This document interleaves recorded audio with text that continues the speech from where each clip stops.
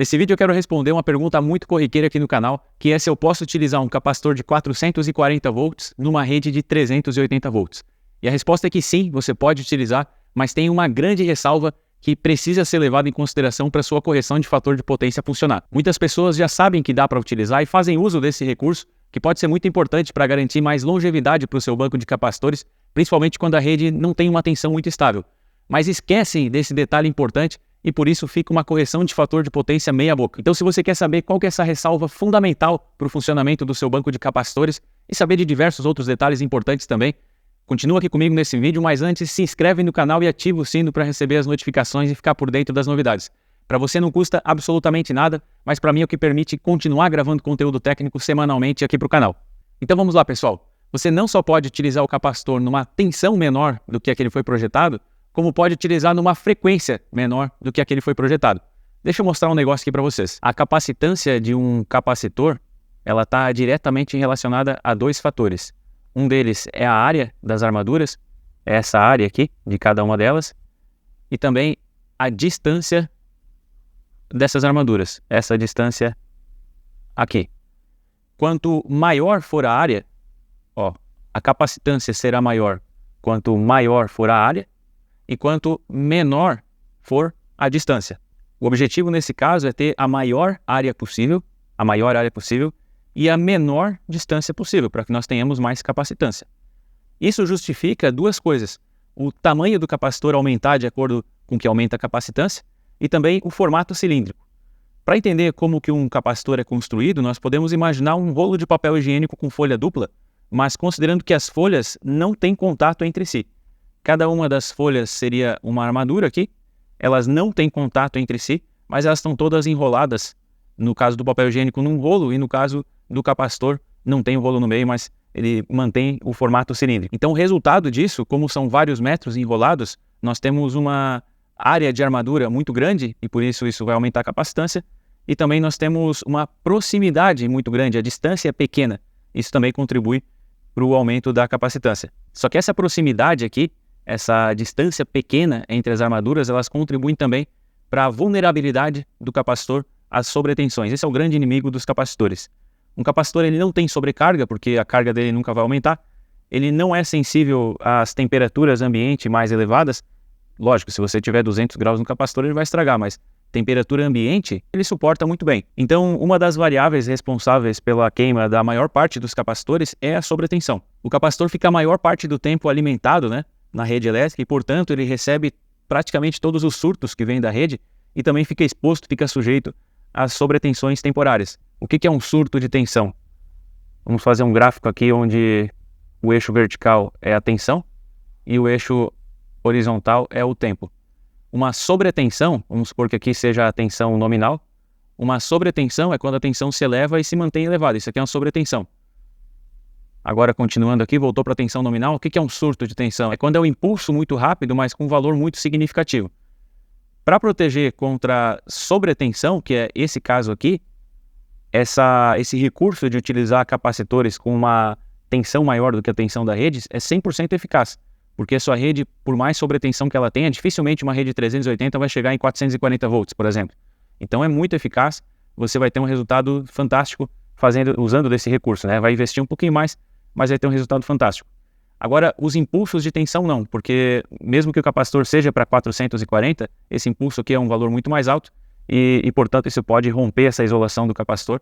Tanto surtos quanto sobretensões podem romper a isolação do capacitor. O surto é mais provável, mas ele, como tem uma curta duração, muitas vezes acaba não prejudicando. E no caso dos surtos, como esse recurso aqui não vai ser eficaz, você precisa utilizar DPS.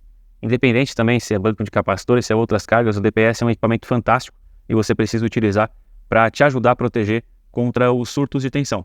Agora, voltando a falar desse recurso de utilizar capacitores com tensão maior do que a tensão da rede. A tensão utilizada num capacitor, ela não entra no cálculo aqui da capacitância. Uma vez que o capacitor é construído, essa capacitância aqui ela já está definida.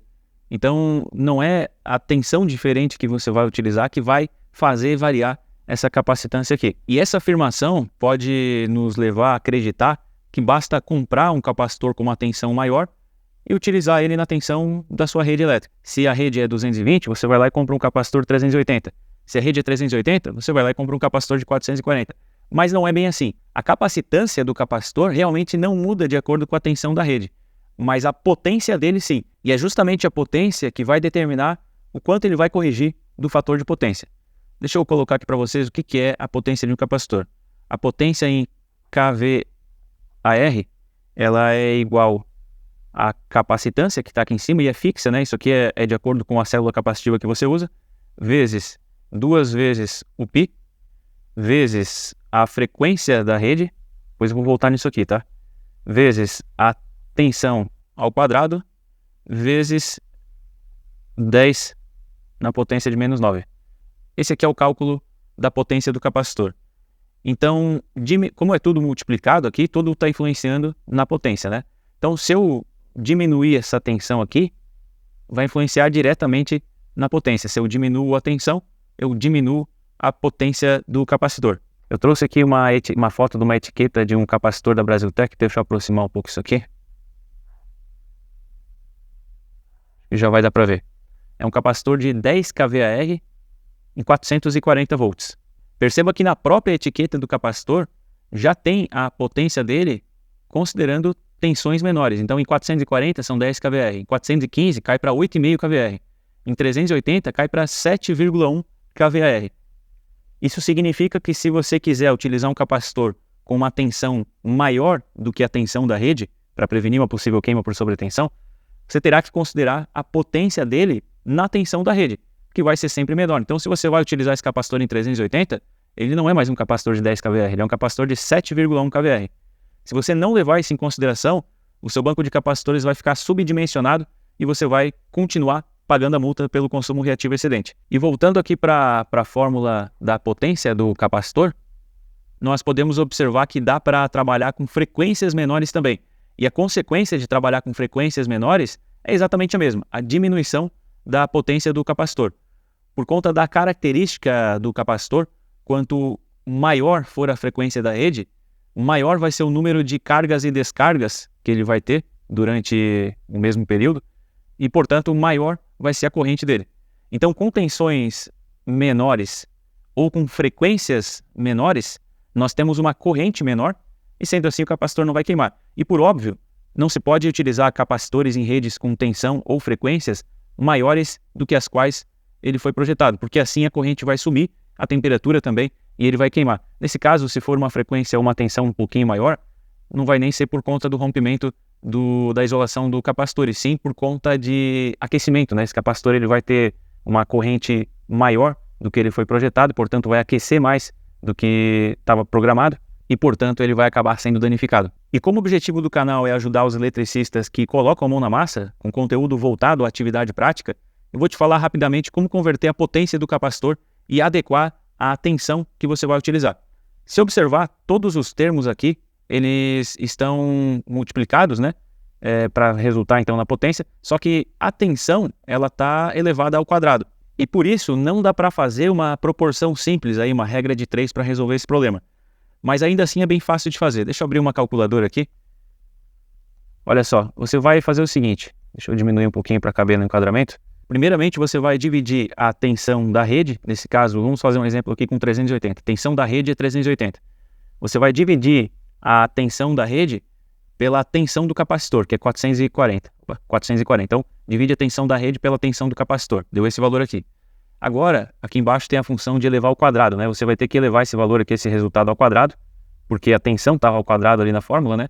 Então, elevei ao quadrado. Esse resultado aqui, 0,74586 e por aí vai, é o fator que você deve usar para multiplicar pela potência nominal do capacitor sempre que você quiser converter de 440 para 380. Se o capacitor for de 10 kVAR, você vai multiplicar 10 por esse valor aqui e o resultado, que vai dar 7,45, é a potência do capacitor trabalhando na tensão da rede. Se o capacitor for de 5 kVAR, você vai multiplicar esses mesmos 0,745 por 5. Se o capacitor for de 1 kVAR, mesma coisa, você vai multiplicar esse valor aqui por 1. E o resultado é sempre a potência resultante do capacitor na tensão da rede que ele vai ser alimentado. Normalmente os fabricantes especificam essa potência, eu mostrei aqui para vocês que está especificado aqui, né?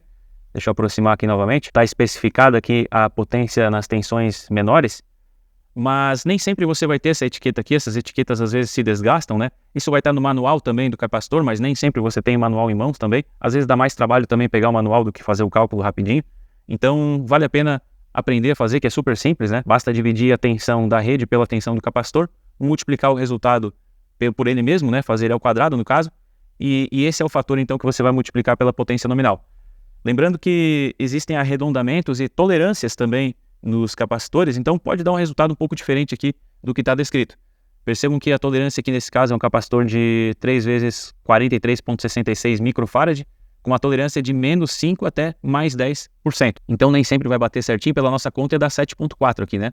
Mas dá para fazer esse mesmo cálculo, deixa eu dar mais um exemplo aqui para ficar bem claro, dá para fazer esse cálculo considerando essa outra tensão aqui também, ó. Reparem que se nós pegarmos um capacitor de 415, deixa eu refazer a conta aqui, ó, 380 que é a tensão que eu vou alimentar, vamos supor que esse capacitor tivesse 415 volts, fosse projetado, na verdade, com tensão nominal de 415. Então eu vou dividir a tensão da rede pela tensão do capacitor, 380 dividido por 415, o resultado 0,91. Esse valor aqui eu vou fazer ao quadrado, e esse resultado é o fator que eu vou multiplicar pela potência do capacitor. Então, supondo que a tensão nominal é 415, a potência nominal é 8,5, né? Então eu vou multiplicar isso aqui por 8,5 e o resultado 7,12, 7,1, né, arredondando. E é o que está aqui, ó, 7,1. Então, existem arredondamentos, tolerâncias, mas via de regra é só fazer essa conta aí que você vai conseguir saber a potência do capacitor. Isso serve para qualquer tensão, basta dividir então a tensão de alimentação pela tensão nominal do capacitor. E por hoje é isso, pessoal. Se você aprendeu alguma coisa com essa aula, se ela te ajudou de alguma maneira, por favor, deixa o seu like e comenta o que você achou. E se precisa comprar qualquer material para bancos de capacitores, acesse o site da Brasiltec que eu vou deixar aqui na descrição do vídeo.